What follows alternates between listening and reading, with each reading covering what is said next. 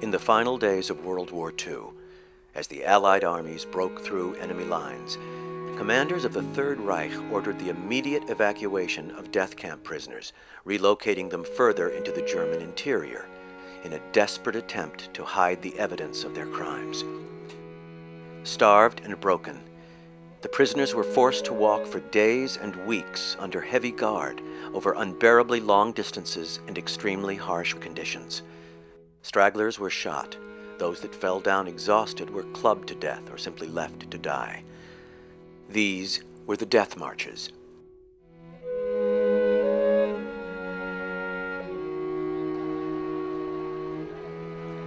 Half a century later, this final act of atrocity has been transformed into a triumphant celebration of survival.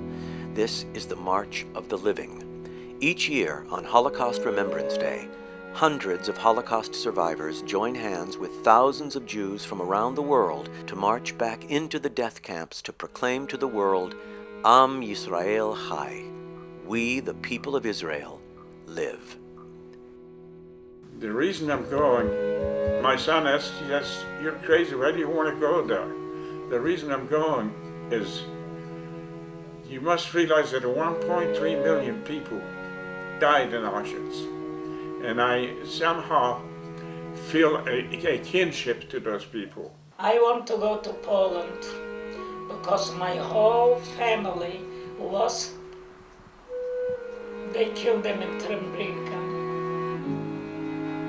And I want to give at least a kiss the earth where my family, is. When I was in there, inside, I was dreaming someday to be free, and now I'm going to be outside and looking in, and I have my freedom. No dogs, no SS men, I'm just walking free, and I'm lighting candles for my whole family, because I left there your whole my family. And I say Kaddish. And that's for me a lot. For many, many years, all my life, I said, for what shall I go? To the graves? For what? Just now came up this opportunity, and I said, I will go. We usually say in Hebrew, Kol Yisrael Chaverim. All Jews are brothers. And I feel that by going there, I'm paying my respects to the martyrs of Auschwitz. I mean, the survivors are getting older and older, and you realize time is limited, that this is not going to be an opportunity people are going to have in 5 years or 10 years to do. Then the kids aren't going to have that opportunity to be with them. They're very lucky, because it'll be hard to recreate something like this in the future. When they're someplace and somebody said, they question the Holocaust or what happened there, they'll be able to stand up and say, oh no, I knew a survivor, I knew someone who lived through this, and they told the story, and I was there, and I saw where they were. Somebody said, when you hear a witness, you become a witness.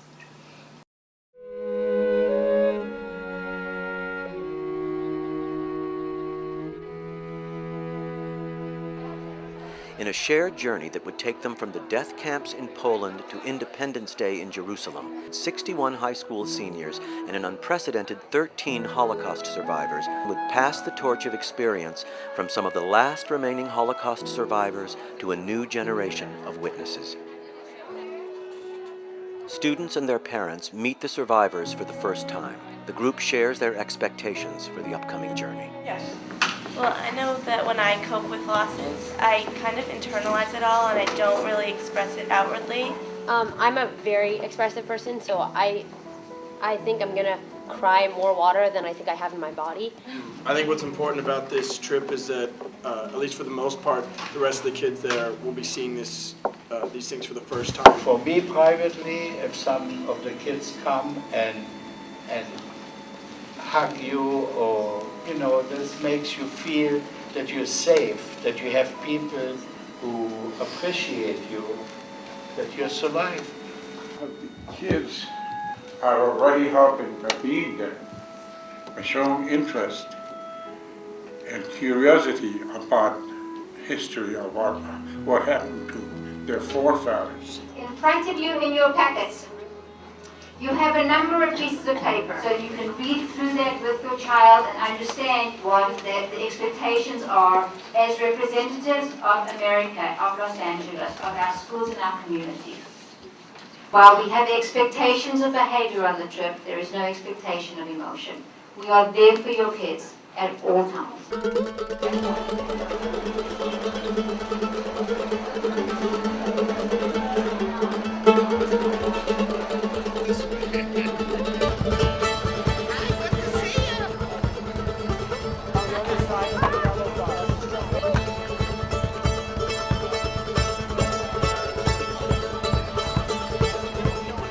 Tomorrow we're going on the March of the Living. As many of you know, 10,000 people march from Auschwitz to Birkenau. About 60 years ago, Nandor was on a different kind of a march, a death march. He's just going to tell you his story about his experience to kind of contrast between what's happening tomorrow and what happened in this area about 65 years ago. In 1945, as we were walking from the border of Poland-Breslau towards Buchenwald, the middle of Germany, I was already in 6 concentration camps. It was a gruesome march. I had 2 wooden shoes on, both left, not fitting in a striped garb. You've seen those black and white. Cold, freezing, it didn't matter. We marched. Once in a while, we stopped in one of the camps and they gave us a soup. Otherwise, at one time I ate snow, and I ate grass. In the eyes of the Nazis, we were not human beings. But once we came to a farm, and as they were feeding the pigs, I went on 4, crawling, and I ate the stuff they were giving to the pigs. All of a sudden, I see that a dog got a dish. So I said to myself, so he'll bite me and kill me? What's the difference? I can't live any longer. So I went to the dog's dish, and I started to eat with the dog. The assessment came over to me in something that I will never, never forget. And I don't want you to forget. And he says, the dog is doch ein Mensch. The dog is a human being. Du bist nicht kein Mensch. You are not human. You cannot eat with the dog. I made my decision on the same level. I lay down in the gutter to die. I had a brother still living with me. He said he kissed me. I didn't feel the kiss. He spoke to me. I could hear, but I couldn't hear very well. He says he kissed me and said goodbye to me as I go to die. Eventually, I hear a voice which I can hear, but I cannot speak. An assessment comes over, picks my head up. He said, für dich ist doch schade der Patron. For you, I won't waste the bullet. The bullet I will save for another guy because you are dead already. I lay there, I don't know how long because my mind was not working. The hearing was still good, but that's about all I had. Eventually, I woke up in the hands of an American soldier. I told him, Jew, Judah. He took me to the hospital and they nursed me back.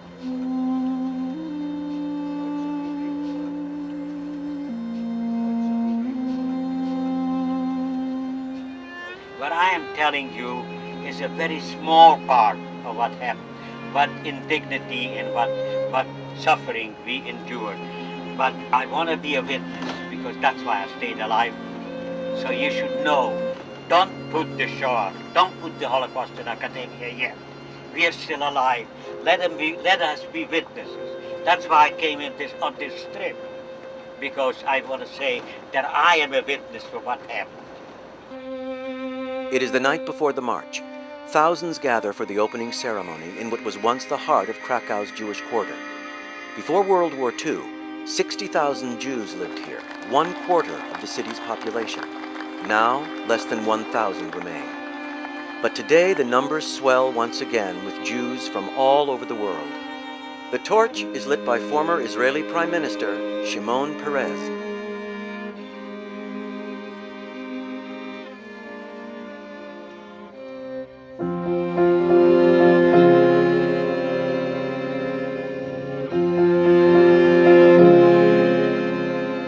Auschwitz was comprised of 3 separate but connected camps, 2 of which, Auschwitz I and Birkenau, remain standing. Arbeit macht frei. Work makes you free. By far the most efficient of all Nazi death camps, Auschwitz accommodated the murder and cremation of as many as 20,000 human beings a day. Have you seen the pictures there, how they walked out from the camp? Here, look at this. This is the way we marched out from camp to work.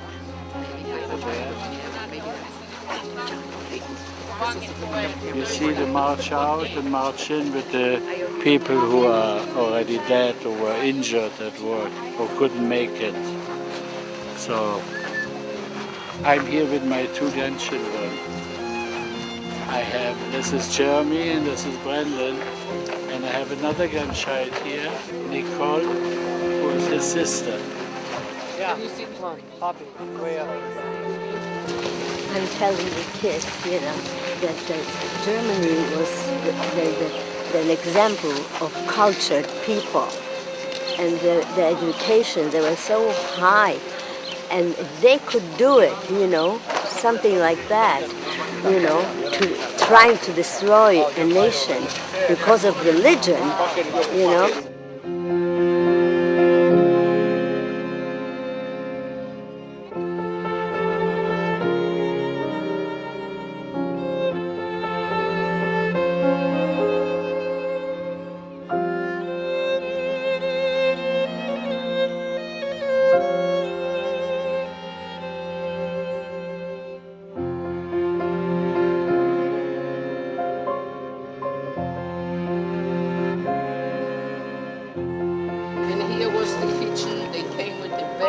every morning and brought coffee.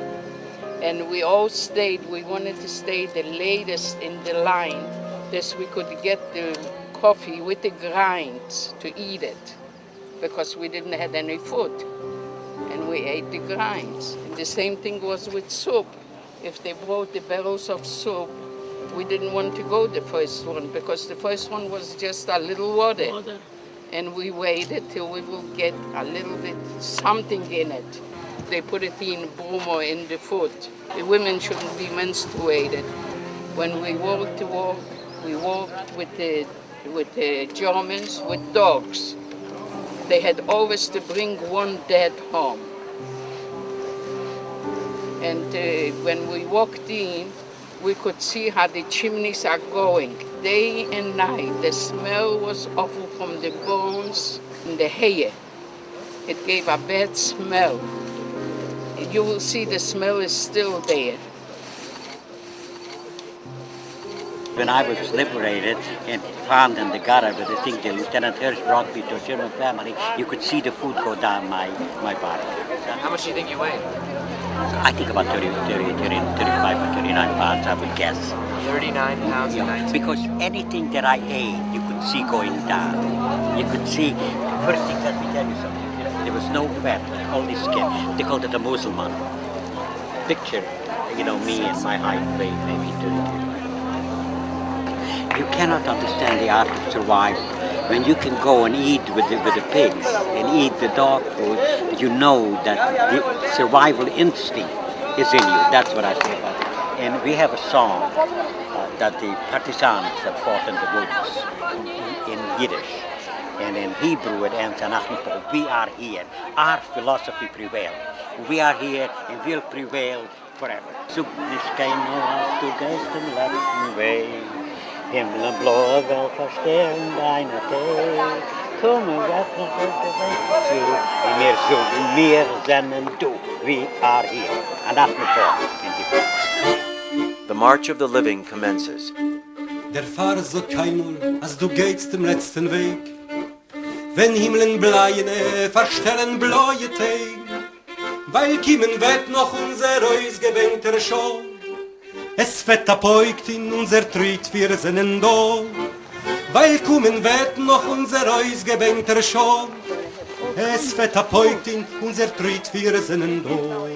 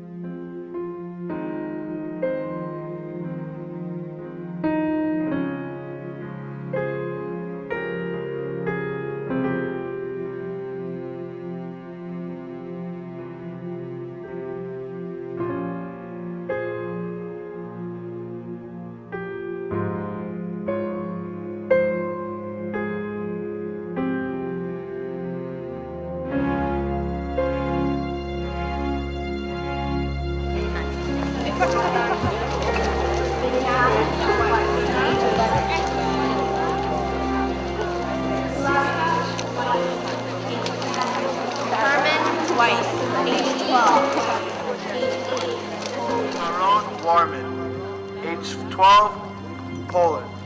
Indar Wazerberger, age 8, Poland.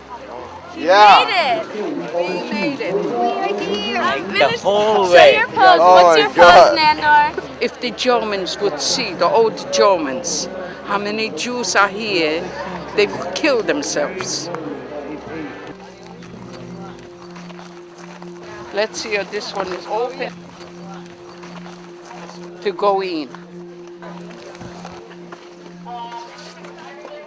You see, here was living that woman, what she took care of the whole barrack. She was living in our room like this. You see? And here, it's the same way, look. They put it on a bucket, the nighttime, to go down to the bucket.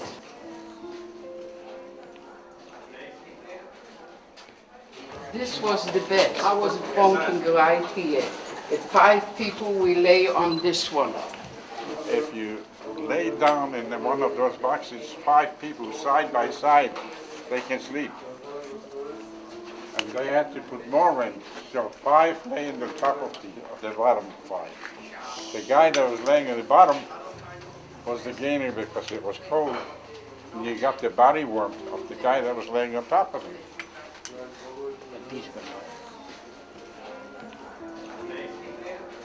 We slept on the bunks. 5 people. We were laying on that wood. We had a blanket, but we were laying on that wood. At night, if we wanted to turn around, it wasn't space to turn around. We had to wake up everybody, turn around. You got a quart of soup, but often had substitutes instead of instants or instead of contents. You had leaves, weeds, or what have you, and that kept you through at night again, where you got the tea and the bread. And it wasn't enough for a young man like myself. I was 17. I could eat a horse with shoes. I was always hungry.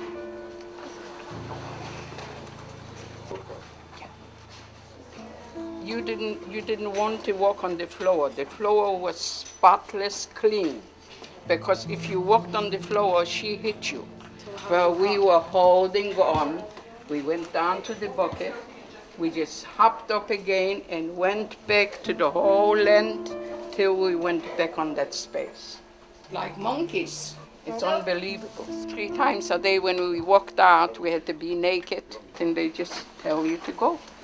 And a lot of times, middle of the night, or during the day, but a few times during the day, they could call you out and to stay in the line, and they just pointed out who they wanted to get out to go to the oven. You never knew from a minute to a minute or you will be alive the next minute.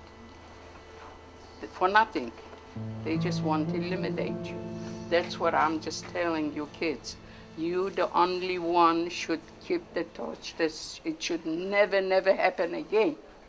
In the 3 blocks that I was in at the beginning of Birkenau, when there was just 3 blocks and 10,000 people, we had every day 1,500, 2,000 dead. And that happened at night. The Kapo and the Blackhilster and Stubdies would pull out people of the bunks and execute them. Survival was a pure chance and miracle. I never believed that all of us will survive, but somehow had this spark of hope in me that maybe a few of us will. And I will try and do what I can to be one of those.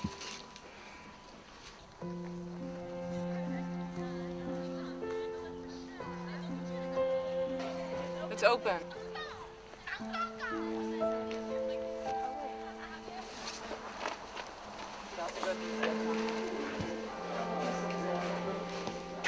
Guys, these are the toilets where you went, whether you had to go or not. You know what that says? And these are the bathrooms? This is the bathroom. And what did she say 2 times a day? Whether you had to go or not. You know what? I know this sounds weird. I asked Ziggy on the march. I said, I don't mean to be disrespectful, but what happens if you had to go to the bathroom? He said, who had to go to the bathroom? I had no food. Exactly. I had no food in me, and I had nothing to drink. Nowadays, they're finding with a lot of the survivors a lot more diseases. Because imagine living without food for 4 years. And what it ultimately did to your system. Yeah. So now they've got diseases that nobody else has in their later lives. Or like all those survivors that died from their stomachs rupturing right after and having food. Because they grabbed food. Yeah. I mean, I truckloads and then Yeah. Exactly, that's There exactly. were soldiers that gave them a bar of chocolate, and they would die.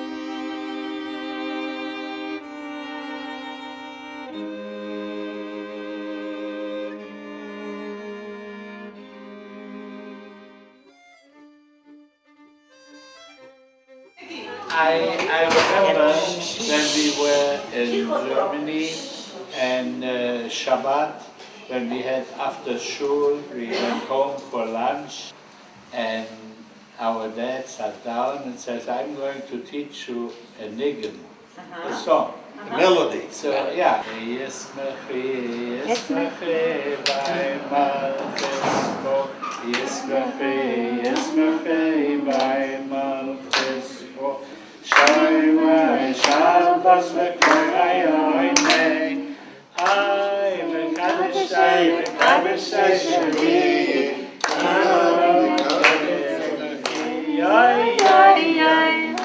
Wie geht es mir damals gewesen? Ich heute sie der Mannen, wenn ich bin Heider angegangen. That's all I remember.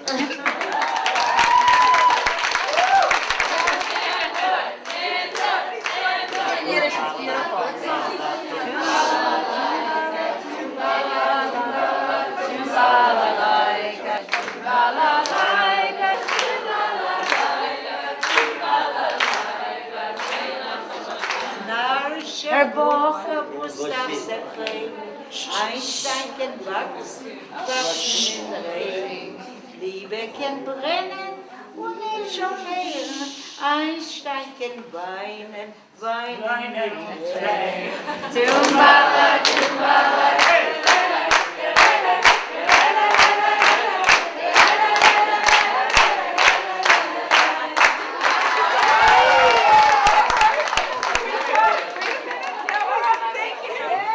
most important part of this trip is for sure being with the survivors and just hearing their stories so that we can share them, because, you know, sadly, you know, there's not many more trips, as they keep reminding us, where they'll be able to come with us. And when they sang their songs, the Yiddish songs from their youth, from their childhood, it just made me so, it just touched my heart, you know. These people actually had a childhood. They weren't always old like this. They were just like us, and they lost so much of their childhood in the Shoah. It's not the city yet. I haven't seen the city since November 1942. In 1939, the first winter was a very heavy winter with a lot of snow. And they took the Jews out to clear the snow on this road. And the snow was so high, we had to stand 3 people, one on top together, to clear the roads. In 1942, in the 22nd of October, there was, the day when they took everybody to Majdanek. They left 100 people in the city to clean up, to get anything for the Germans from the Jewish homes. And the whole broke out. I was 14 years old. It was raining in the morning. They started screaming around the streets to get out of the houses.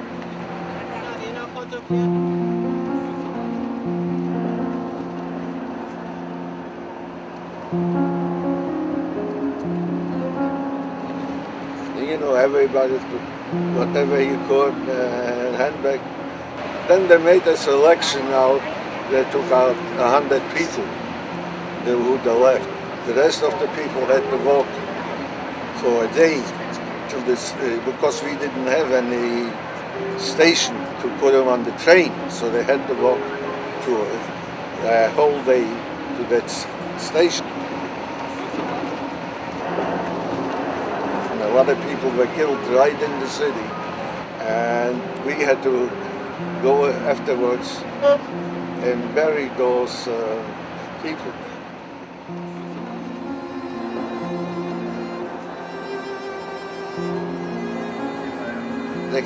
They shot you at will.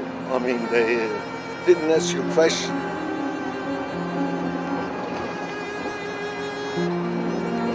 You were Jew.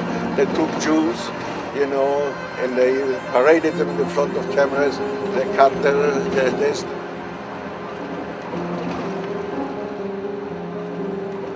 They told them to clean the toilet. They told them to clean the streets. So all those things happened. So that we were compared to animals, to the lowest of the lowest.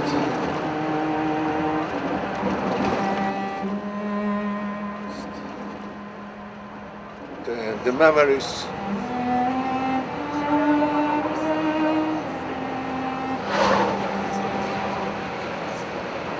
The life here.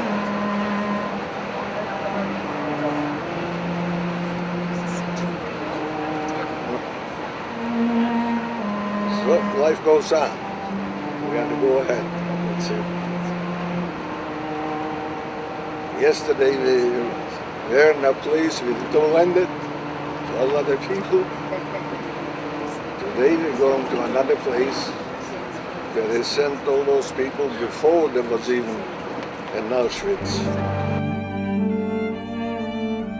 Unlike other concentration camps, which were hidden, Majdanek was built within plain sight of the townspeople of Lublin. Toward the end of the war, it was converted into a death camp specifically designated to aid in the final solution.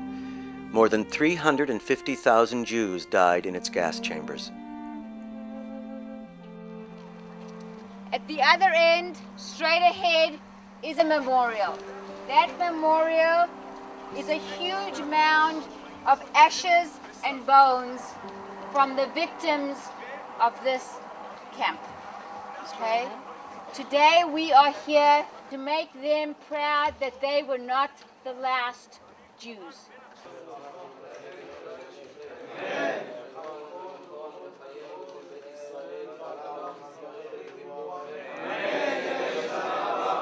he also said that a lot of times they were in the gas chambers and they didn't die till an hour or two later. That's what I'm saying, exactly. That's why the stretch marks on the walls. And you want to know, I also want that. Is this another gas chamber? It said there was a window through which the SS man watched the prisoners dying. How ridiculous is that? That was the window. There was a window in there. But it was I couldn't imagine wanting to watch people die like that. Oh, there it is. Yeah. It's the rising of the sun and it's going down. We remember them. It's a glowing of the wind and the chill of winter. We remember them. It's the beginning of the year. When it ends, we remember them. As long as we live, they too will live. For they are now a part of us as we remember them.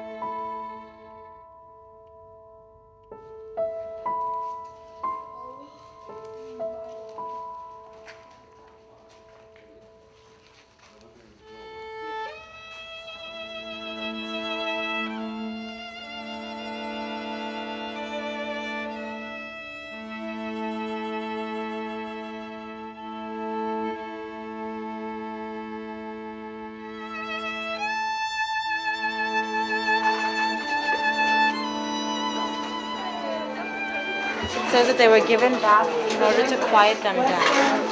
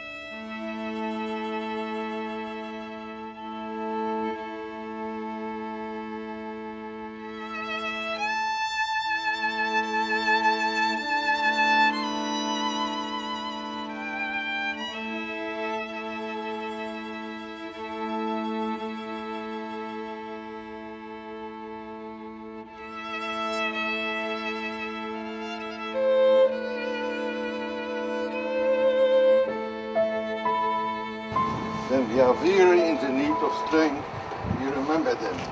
When we are lost or sick at heart, we remember them. When we have joy we crave to share, we remember them. When we have achievements that are based on theirs, we remember them. As long as we live, they too will live, for they are now part of us as we remember them.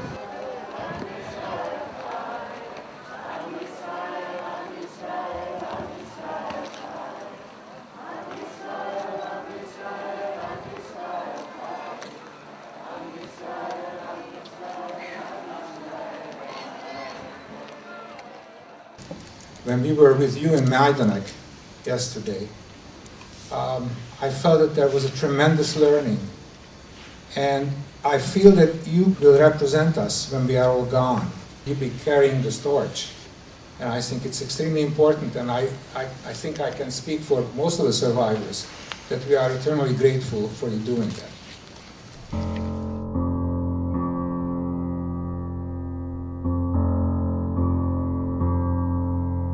I see it. Since I came here, I just see it. And I feel it, and it's frightening, very frightening. The wagons were shaking, and people just like geese put together. And then I see the train out, you know.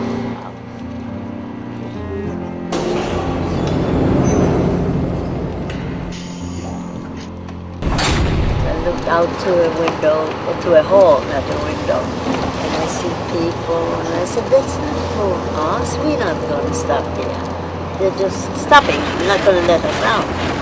Before you know it, big doors open and the loudest voices of the Nazis, rouse, rouse, rouse, and then it started the selection. To the right and to the left, you didn't even know what's going on. Yeah, everybody has different stories, and it just leads to one thing: dead. We heard in 1942 in the summer that the Germans are coming tomorrow to resettle us. And my father was a very smart man. He said, resettle us?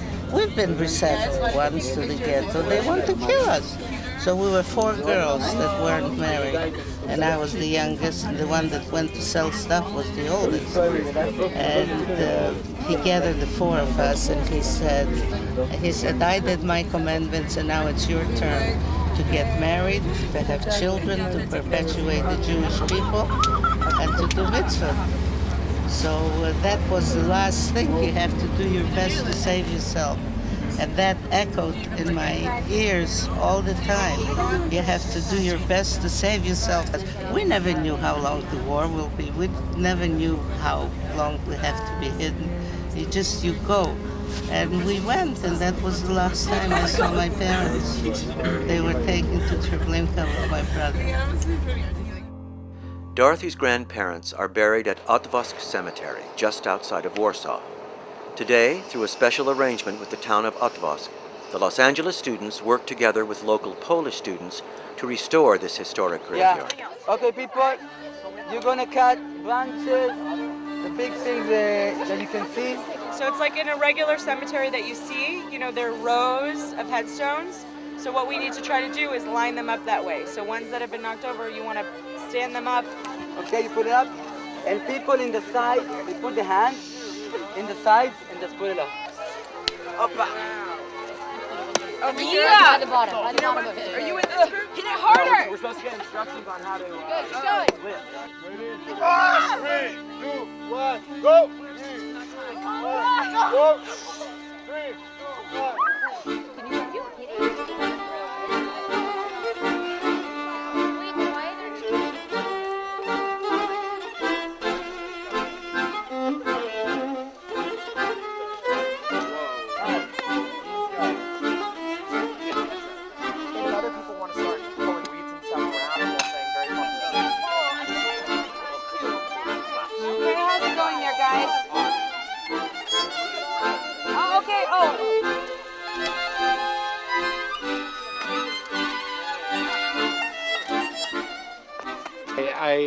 I was born in November, and November 9th, Kristallnacht, they burned all the synagogues.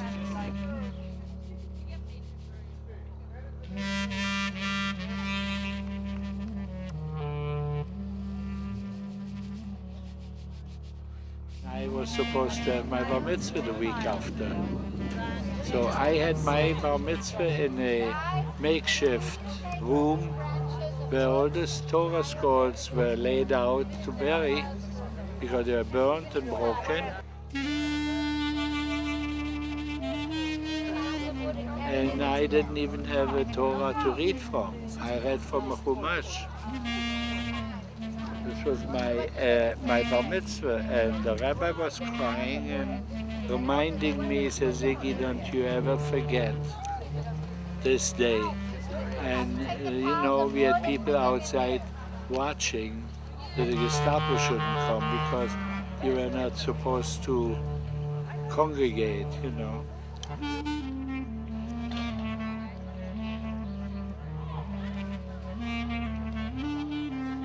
And my dad, I helped escape, climbing over the wall. And there was a big wall around it, and we saw some rebar, sticking out from the wall. And we decided to escape. And there was a guard walking around where they brought us. And while he was around, I helped my dad, with my head to get him to the rebar. And he got up to the top and jumped, was waiting for me 2 years. because when it was my turn to go to the wall, the guard came back. And the next morning at 6 o'clock, we were in the train for Birkenau.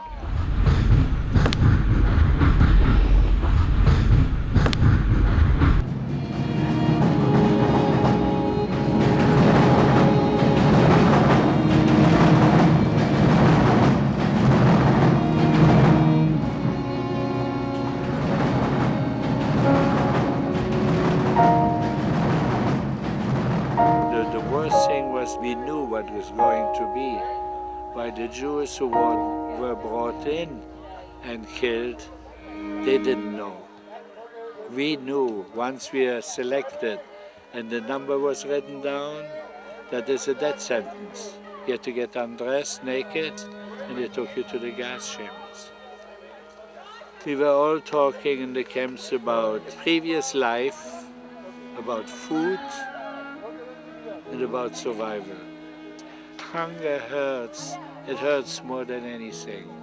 You know, when you're hungry and you know you cannot eat, it hurts, your whole body hurts. We had one little piece of bread for 24 hours, and if you couldn't organize something on the side, this was also your death sentence, because you were not supposed to survive more than 2-3 months with this food.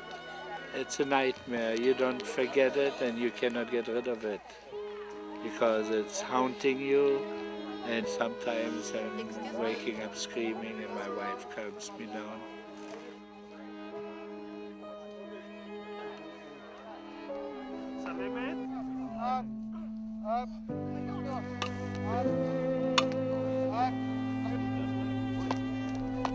It's a pickaxe.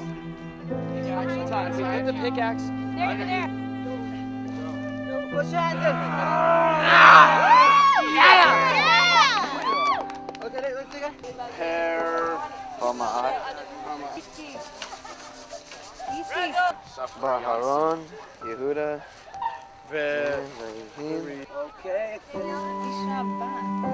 Shabbat. I don't think it's Bethlehem. I think that's the main name. Ponigva here is buried. So this is a beautiful thing. Tiyeh neshamat tzro b'tzro ha'chaim. May their soul be bound up in the bonds of life. Well, I was 8 years old when the war broke out, and when I turned 9, we went into a ghetto. I went on Polish papers to be a mother's helper at 11 years old. Now, the reason why I could go like a Polish girl, because I had braids and I have blue eyes, and my Polish was perfect. I went to the cemetery and found a child that was born about my age and died soon after. And I went to the parish and I became Sofia Leszczyńska. I went back to Warsaw, bought a newspaper for 5 cents. I went to the address that they wanted a mother's helper. I put my braids back. I straightened up to look a little older than I really was. And I knock on the door and the woman looks at me. She says, "But you're only a child. We have a 7-room apartment. You won't be able to do all the work." So what did I have to say? Try me. Why don't you try me? I won't chow for a month. I was just talking to Bill. Yeah, what was he saying? He gave me a little summary of his story. He started to cry. How long was he in Birkenau?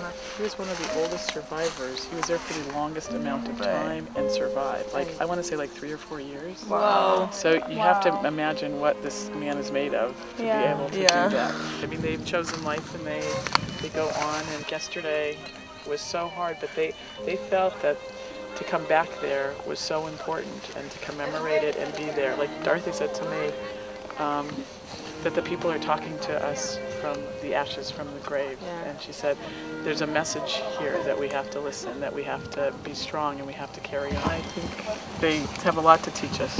Yeah, Rose, but they... At the beginning going there, I didn't think that, I didn't know what we could really do. I didn't think it would make that big of a difference what we were doing. And then finally... Alright, it seemed like we were just gonna move a few stones around and clean up some trash or something, but after a while, we had such teamwork and we started to put up 20 to 30 tombstones. Like, we got the system down and just started moving things all over the place. And I don't know, The difference between the way the cemetery looked from the beginning and the way it looked afterwards was quite impressive in my opinion. I thought that as a whole we did a really good job. Do that, and I was watching people and everyone else looked so much stronger than I was. I mean, they were lifting these gigantic stones and they were doing, you know, just amazing, amazing work. And so all of a sudden I go up to this tree and I start going at it with the clippers, and then before I knew it, I'd done like 20 of these big, big trees, and I'm not kidding. And I suddenly realized that I was a lot stronger than I thought I was, and just being able to physically get out all of that, I don't know, emotions and anger and I don't know, everything that had been coming out of me yesterday, just knowing that I was stronger than I had ever thought I was amazing.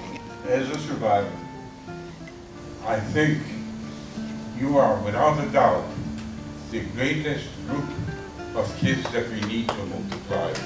We need to do everything more. And then the world will be just right.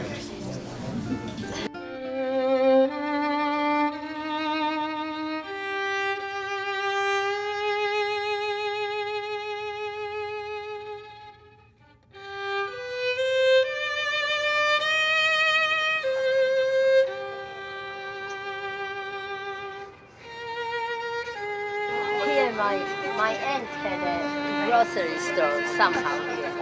We used to come to concerts. Helena, you know how many years ago? I was just 14 when we had to get away and go into the ghetto.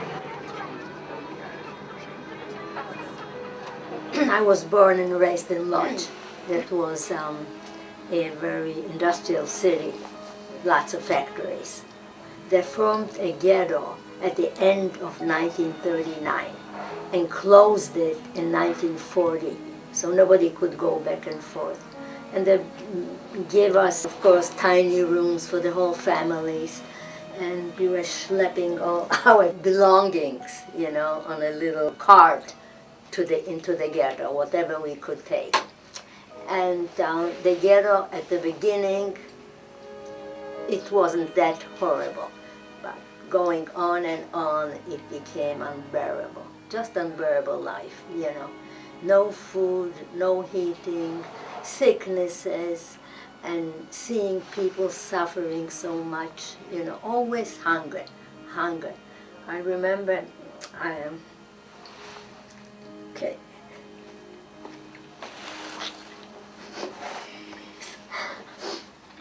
Sitting with my sister in the room. The ice was that thick inside the room. We're freezing, and we thought we would never make it. Anyway, we got used to all these circumstances slowly. Each few months, they came out with new laws. We weren't allowed to walk at night, we weren't allowed to go out, you know, there were restrictions. And it was going on till 1941. And we had rations, just get a small piece of bread for each. The majority was starving, and we saw people laying dead on the grounds, in the streets. Rose visits the apartment house where she lived as a child. It is the first time she has seen the building since her relocation to the Łódź ghetto in 1939. And so this is, yeah, they changed it already. See, this was the entrance, and we lived here. And these here were Jewish owners, you know.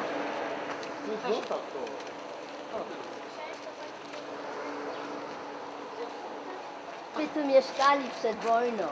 To przyjechałam teraz tutaj do Polski, to chciałam zobaczyć... Przed wojną? Przed wojną. A znała Pani moją babcię, Kurzawę? Mieszkała tu przed wojną? No, zmarła, 88 lat miała. Ale gdzie mieszkała? Tutaj, w tym budynku. Ten budynek był inny, taki pod kątem. Pamięta Pani go? To Pani powinna pamiętać moją babcię. No, ja Kurzawa Józefa. No, przecież ja przedtem, przed wojną. A, przed wojną. Przed wojną ja tu mieszkałam. Aha, przed wojną. Przed wojną. Kawę, to przyjechaliśmy tutaj, No to fajnie. chcemy zobaczyć, gdzie ja kiedyś mieszkałam. Pamiętam to. I remember there was a cellar down there, you know, a cellar, and I was so frightened to go there. And I dreamed about the boogeyman is coming, you know. Very scary. All right. With over 180,000 graves, the Łódź Jewish Cemetery is the largest in the world.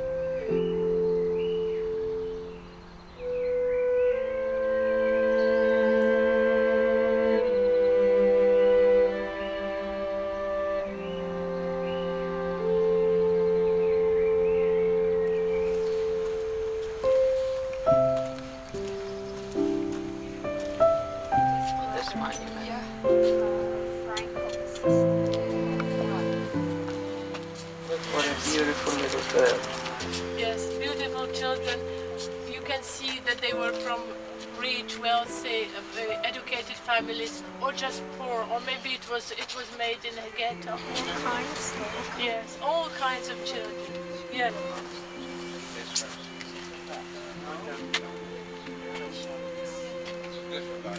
It is here, along this wall, that survivors of the Łódź and Warsaw ghettos have memorialized their perished families.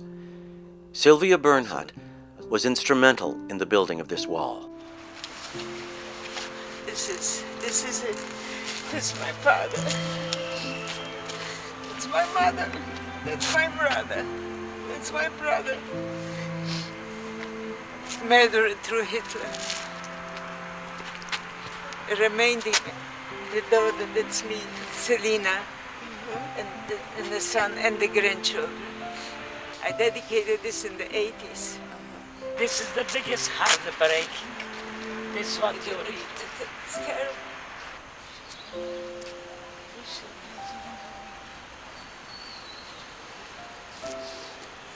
The whole Warsaw went to Treblinka. It's very important that we came here, that I came here. It's very meaningful. All families. See? So, all families. It's no wonder. So,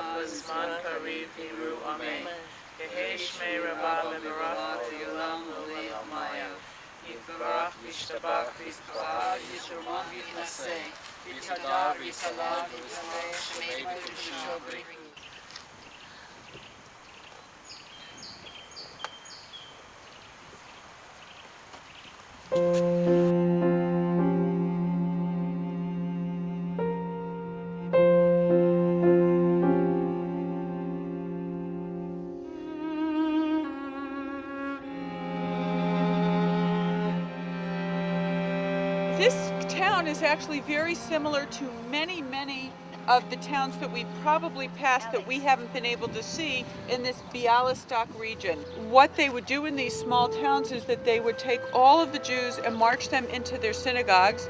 Their synagogues were built out of wood, and they would just torch the synagogue with the entire community inside. And then on August 5th, 1941, they actually called the entire city, all of the Jews in the city, to the square. There were about 2,500 Jews living in this area. Now you got to look and see, this is a very small community, so that was a very high percentage. From the town square, they were marched into the Provno forest. The entire town had to basically dig their own grave, and then they were all shot into the grave.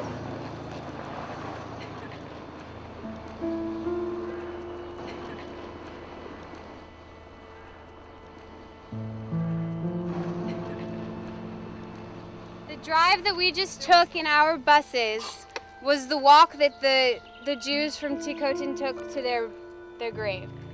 The next thing that we're going to do is we're going to walk. It's a little bit of a walk into the woods to get to the grave. Kelly's going to read us a poem about this experience. I write these lines for all the lines that were never written. The trees that towered above like aloof, distracted sentries, their branches turned away from you. Was the sun on my face today the same sun that shone on you?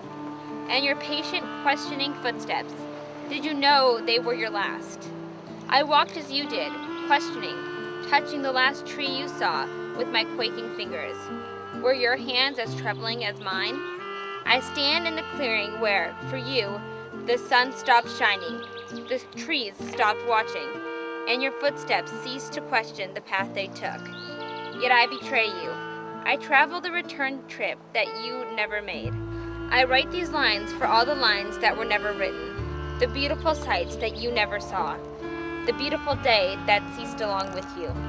I will plant a tree for all the trees that never guarded you, a tree whose roots will grow deep and whose branches will reach high. I will remember your life instead of your death. I will plant a tree for you. The Tikhtin synagogue, built in 1642, miraculously survived the Nazi occupation. This morning, the group has planned a surprise for Ziggy Hart. We have something special planned. What we would like to do today is to try and celebrate Ziggy's bar mitzvah with him. So what we'd like to start with is to take a tallis and put it on and ask if his grandchildren could escort him up to the bima, and we have a drush for Ziggy for his bar mitzvah.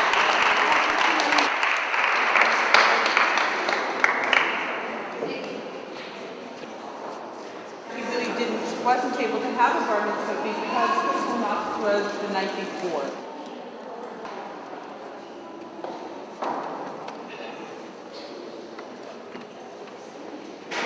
We have spent the last week marching, hugging, walking, praying, holding, singing, crying, learning, and coming to terms with the atrocities of the Holocaust. Ziggy, who has been an amazing gift to us, was supposed to have his bar mitzvah only 1 week after Kristallnacht. But since he never got one, today's Dvar Torah is in honor of his bar mitzvah. Let us remember what happened to the Jewish community right where we are 68 years ago. But let us walk through the synagogue doors now, singing, celebrating, and laughing. Only then have we truly won.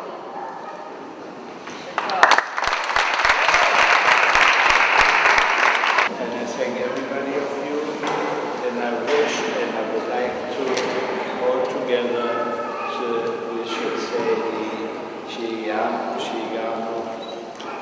not to say?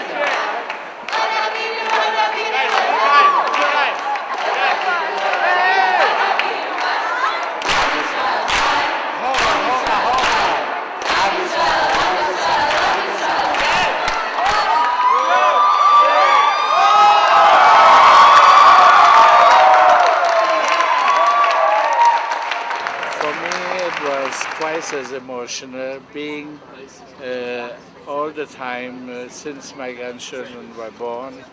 I hope to live long enough to take him there, not just to talk about it, but to get to the camp and be able to show them and explain what happened. I know when we had our red wristbands and we were walking into Auschwitz, lady was asking to see him, and then my grandpa showed her his number to get in, instead of his wristband, and then we were standing there together in front of the crematorium. What really hit hard was the realization that if he didn't make it through that, then none of us would be here. None of us would be able to come back. None of us would. I wouldn't be here talking. And one day they will have kids, and the story has to be told again, and they can talk from first hand, not only from what I talked about or from a book. You know, this is very, very important.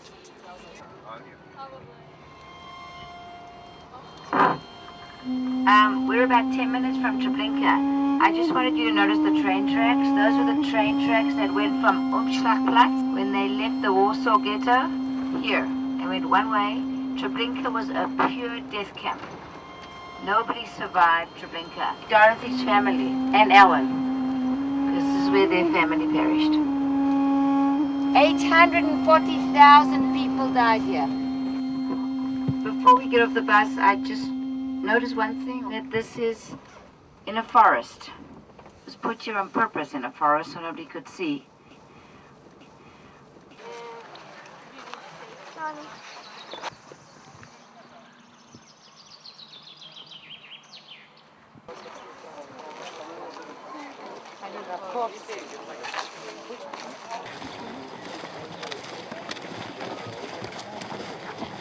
The Hitler people made this camp, and 800,000 Jews from Poland and from Yugoslavia, Czechoslovakia, Bulgaria, Austria, France, Belgium, Germany, Greece. There were 4 men that escaped. There was, like it says here, a quiet uprising, and they escaped and they lived because they looked like Poles. Light hair, they didn't have blue eyes, but they somehow survived. They told me that one went to Warsaw Ghetto and he saw my sister. They took right away to Treblinka here. She had typhus.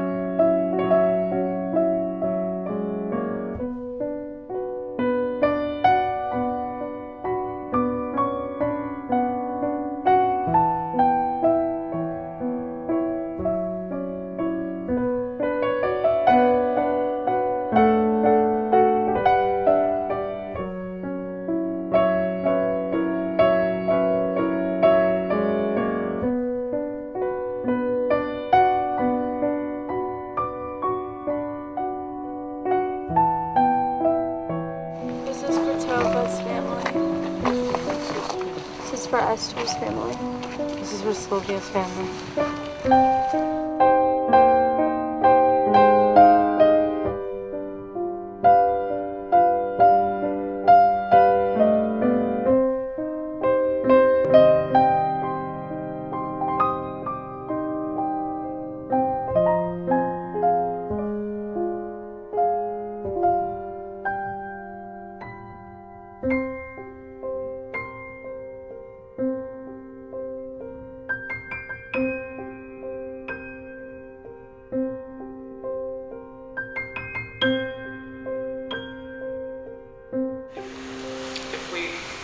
back as to where we started. Last Sunday morning, we were at the Long Beach airport at a very early time. Tomorrow, we're going to be going to Israel. And I just am curious to hear how you're feeling about the week that we've had and the week that we're going towards. The March of the Living, as sad as it was, and as much sadness I remember, seeing almost 10,000 young Jewish children walking on this earth that there was so much suffering, to see that, to experience that. I talked to them and explained to them, and I felt better just talking about it. I feel this is what we saw in Poland this week. We bought ourselves a tremendous purchase, a country, Israel. We paid a very, very high price for it. Now we are going to Israel now to have a better time.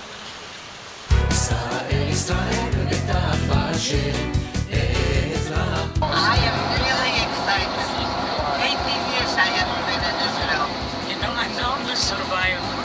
I never see a face from the family, from acquaintances, from my father.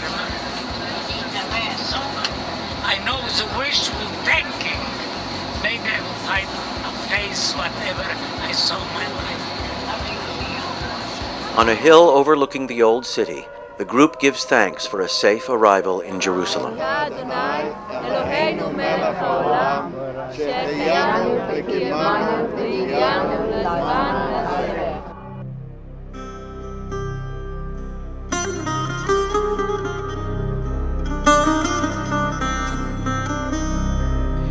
It is Yom HaAtzmaut in Jerusalem, commemorating the birth of the State of Israel in the aftermath of the Holocaust. And it is on this day that our group, along with the rest of the Jewish world, turns from mourning the past to celebrating the present. They join the thousands marching through the streets of Jerusalem to the Kotel, the Western Wall.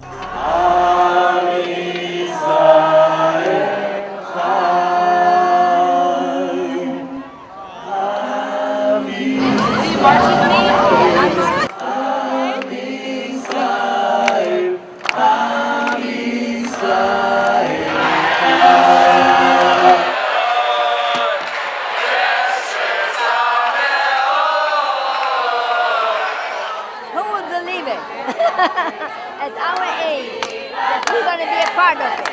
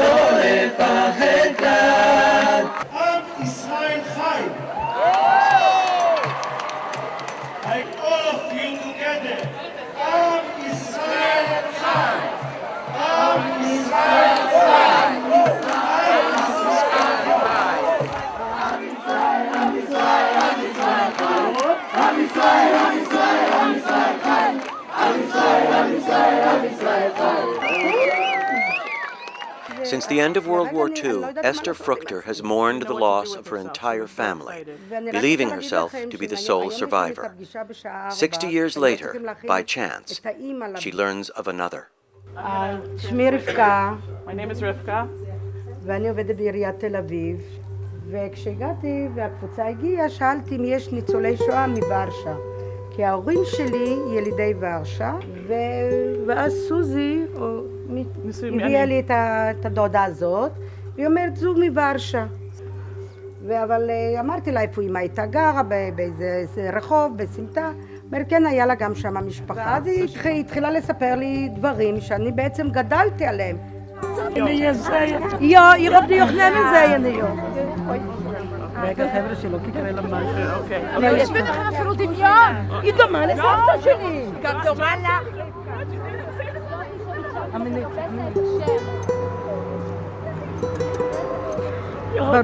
ברור. אנחנו צריכים... תני מישהו שתירגע. אוקיי. תירגע. ברור זה. ברור זה.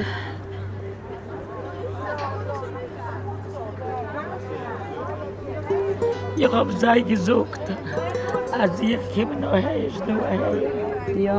Ach, soll ihn treffen. Reusers Tochter Esther. No, das ist meine Mama. Sie hat als sie Moschele in Fiesabes. Das ist meine Mama's Bruder, er hat gewohnt in Russland. Ihr Mama in der Mann. My grandmother was the uncle this woman. And you just met it the first time? No. Because of this here? See? Unbelievable. Ich habe Plätze kommen. Ich habe gesagt, komm mit uns. You remember what I told you? What is my trip? For what I told you? This is all when you would know. When you would know how many people I beg to find in what the Hashem, this name, you know, and never I was successful for all the years. Today at 4 o'clock, Esther is going to meet her first cousin Esther, who they haven't seen since 1939. I tell you, I'm shivering. Hello. רבקה, אני אומרת לך, אני כולי המומה. I'm shivering. הסבתא שלי הייתה דודה של אותה הגברת. ואימא שלי זה בדודה שלה. שלום אסתר. Du weißt, wer ich bin, Esther. Oh, ich bin verkehrt. Und du weißt, wie ich bin.